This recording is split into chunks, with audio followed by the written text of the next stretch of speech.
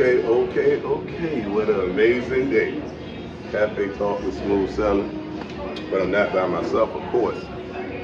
I'm with a great friend of mine, Cafe Babbitt. Introduce yourself, my friend. Mike Vecchione. I'm the director of coffee for Town Center Cold Press. We're in Norfolk and Virginia Beach.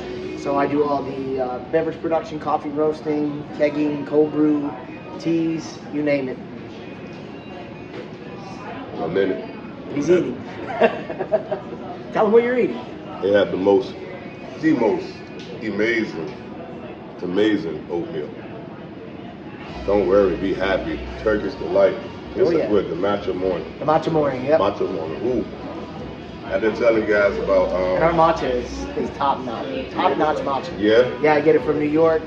We get it from an importer. We get both the regular and ceremonial matcha. It is like...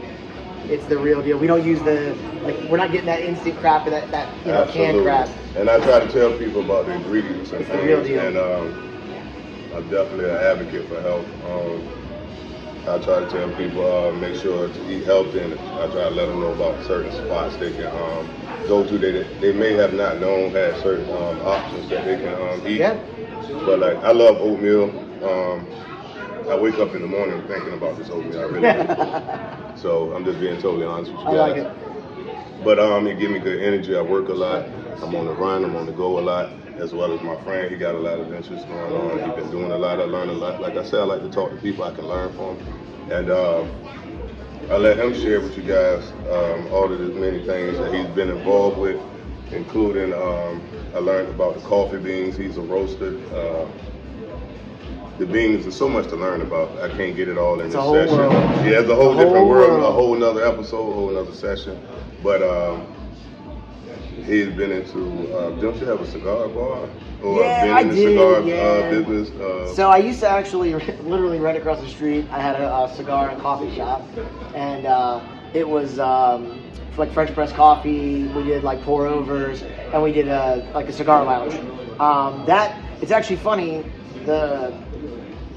I've always studied coffee. Even before I learned to roast, I studied coffee when I was in Guatemala for the military. I did 20 years in the Coast Guard. Wow. I learned a lot about coffee from a man named Fernando in Guatemala. Fernando's Cafe is his company. Fernando Cafe in Guatemala. He's amazing. Yep, in Antigua, Guatemala. Wow. The place is legendary. He's a legendary coffee roaster.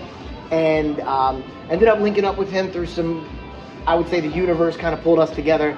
And started just studying coffee, and I found, like you, it's just a whole different world and what a science it was. Absolutely. And the more I got into it, the further I went.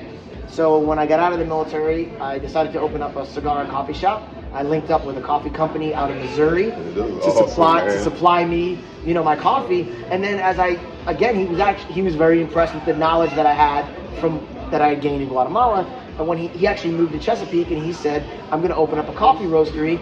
You want to be my roaster, Wow. And at the time I was like, well, I never really roasted, but I mean, I know the science of it. I just never really had a chance to do it. Right. So he said, well, you're going to learn. So I literally became the company's roaster. I learned by volume. So like street learn, dump coffee in, coffee out, right? Absolutely. Made some mistakes. Absolutely. Dump some batches in the pond out back.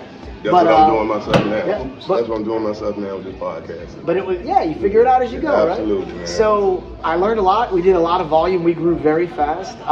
Ended up going to school. I studied under Todd Arnett.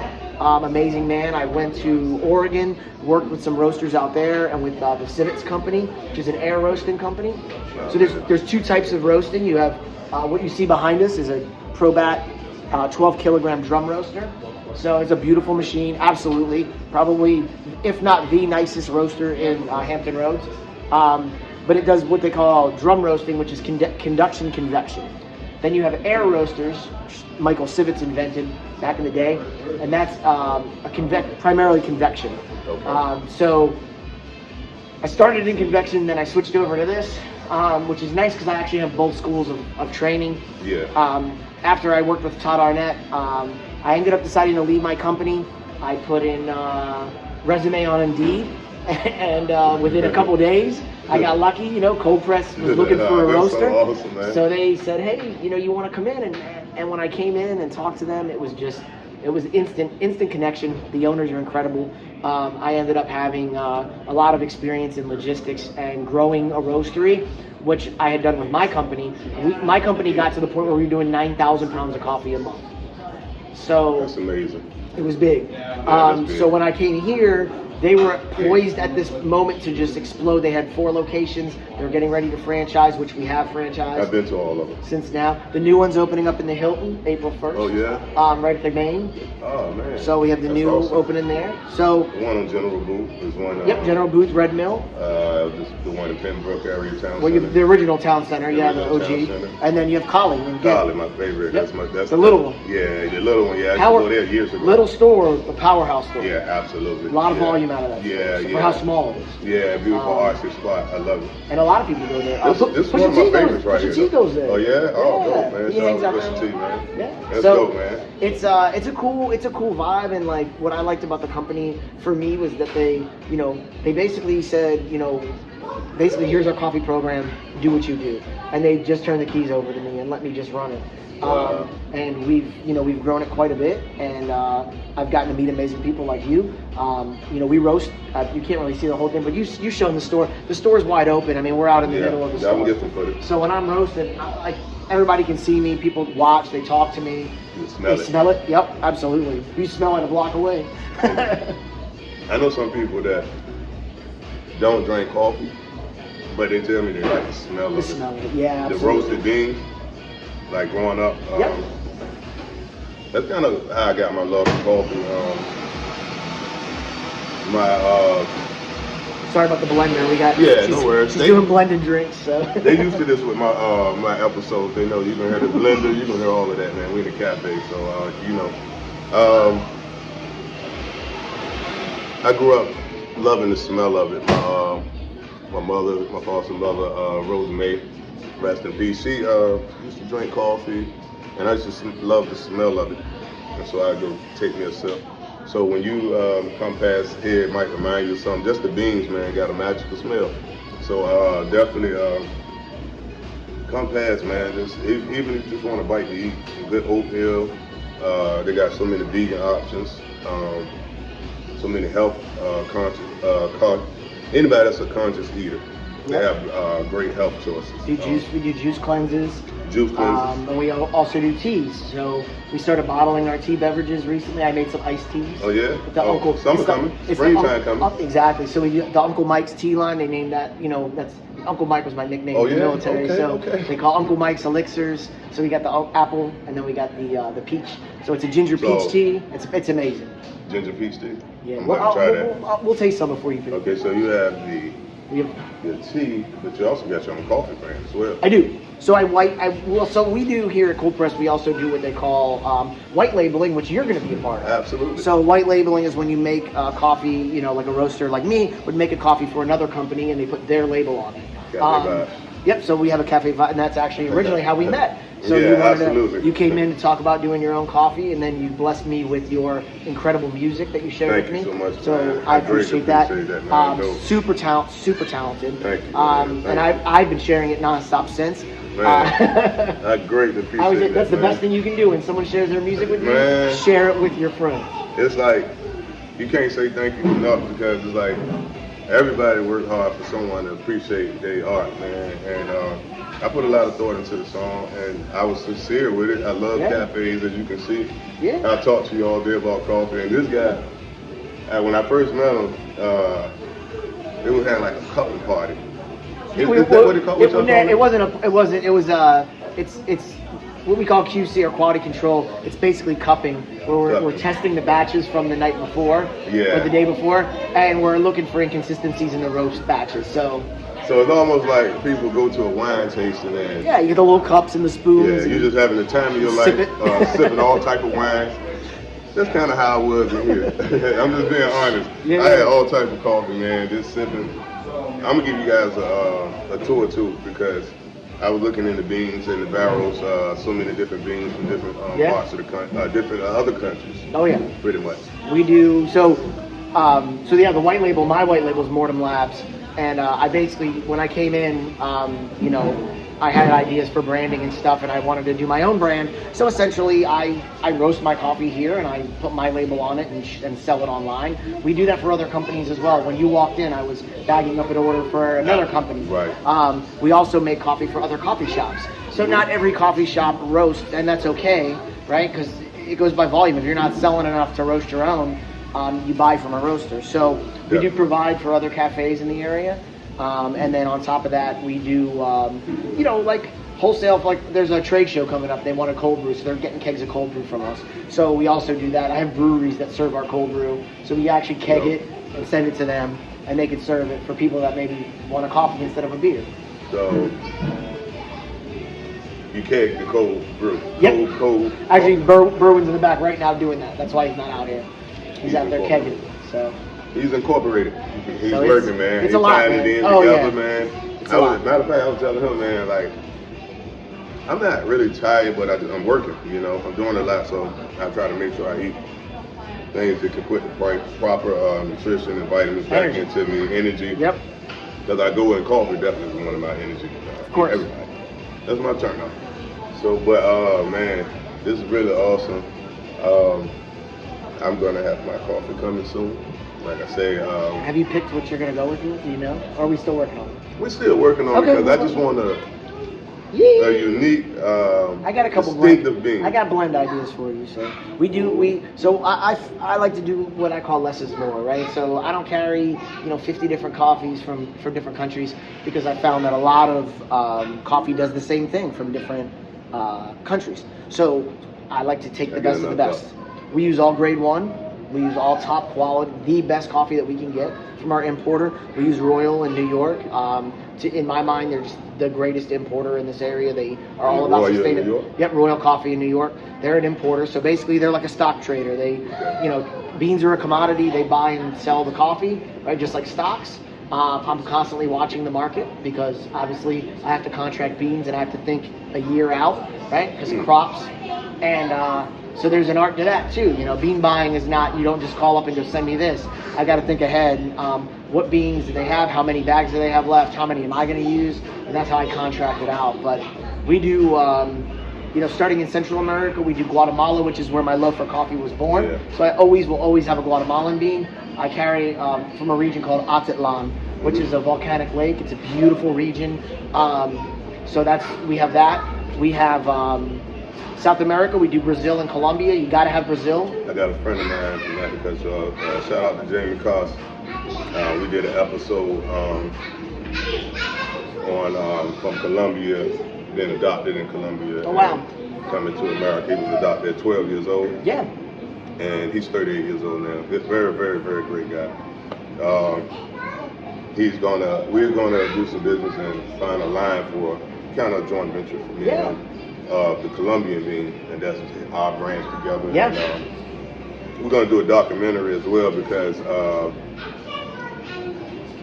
we're going to try to find his mom over there in Colombia at the same time. Yeah. So that's amazing. Yeah, man. So I don't know which. I know that's one of the beans we're going to be looking at. Colombia's incredible. We use a Santa Maria right now.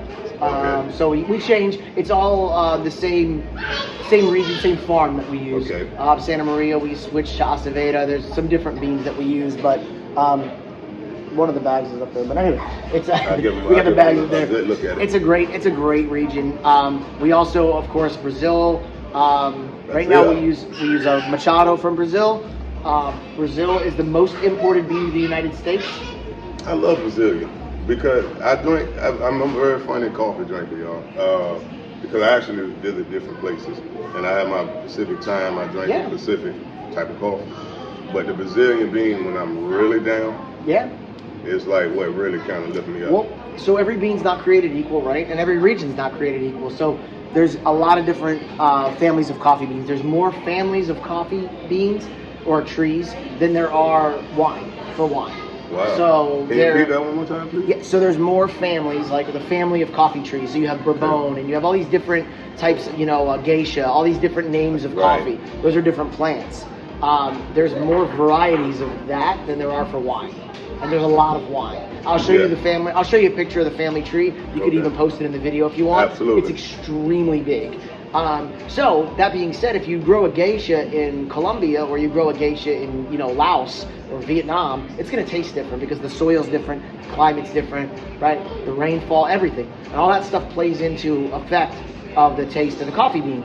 So what I love about that is that because no bean is created equal, beans from different regions provide different tasting notes. Even beans from the same farm in different areas of the farm can be different. Yeah. So it's very amazing. And then of course, on my end, I like to blend those beans to get complex flavors like our espresso. So that's South America, right? We got Indonesia, Sumatra. You got to have that. Indonesia. I don't know if I had anything from Indonesia. You will today. I love Turkish coffee. Sumatra is a incredible bean. I love it dark roasted. It is. Yes. It's my favorite coffee for single origin. So Sumatra is Indonesia. Yep. I believe I may have that. And then we carry Ethiopia. We use a Kimbata. A lot of people use a Yirgacheffe. We like to use a Kimbata. I love the tasting notes of that. It's very blueberry heavy. So if you taste and smell our Ethiopian, you get notes of blueberry, which is great. And then we also carry an blueberry Indian Robusta. Robusta is a high calf coffee. It's a low altitude. Robusta is a low altitude coffee. Yeah. Lower altitude, more caffeine. Caffeine actually is what keeps insects away from the plant.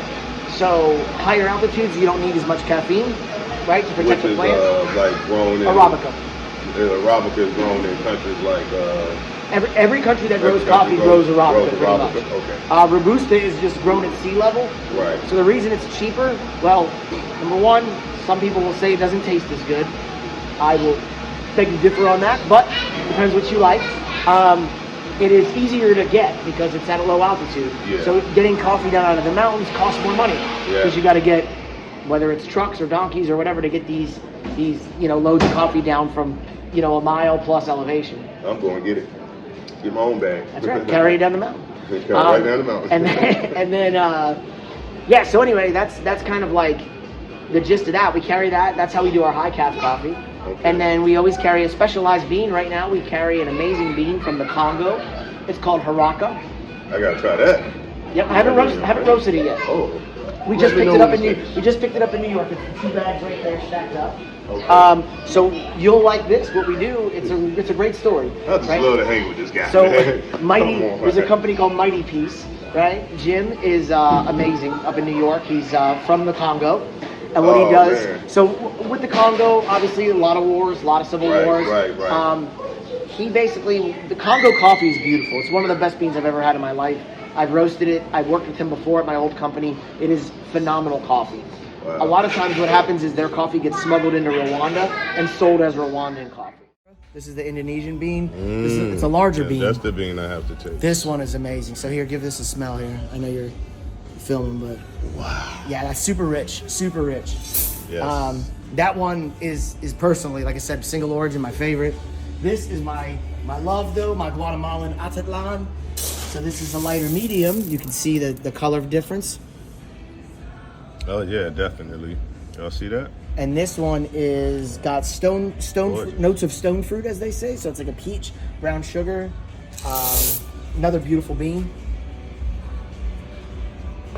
And then we talked about some teas. You can come over here. Okay. And you can see. So guys, we got some tea here. We got our ginger peach. Oh man. So we do whole leaf natural tea. Herbs? Yep, everything's natural, everything's blended.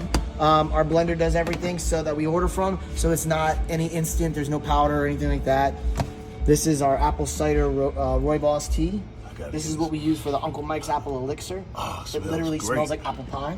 Yes, it do. We add the brown sugar, we add vanilla. We actually make our own brown sugar here. We use molasses and pure cane sugar. Wow. I make my own brown sugar from scratch. Wow. Which is cool. Wow, man. So yeah, so we have chai, we have other teas as well. Absolutely, I love chai too. And then here's some of our green beans out here. We're actually waiting on a shipment. Okay. So that's why I'm a little low right now. But this is our Congo coffee right here. The Haraka. This the Congo. Yep. So you can see they got the leopard on there. That's the national animal of the Congo. So they have that on the bag. Like I said, unbelievable coffee. I'm so excited to share this with everybody. Oh man, me as well. I'm so excited to even learn about this right here, my friend. Yeah, and then wow. of course you got the counter. you know where the magic happens, where Abby does all the drinks for everybody.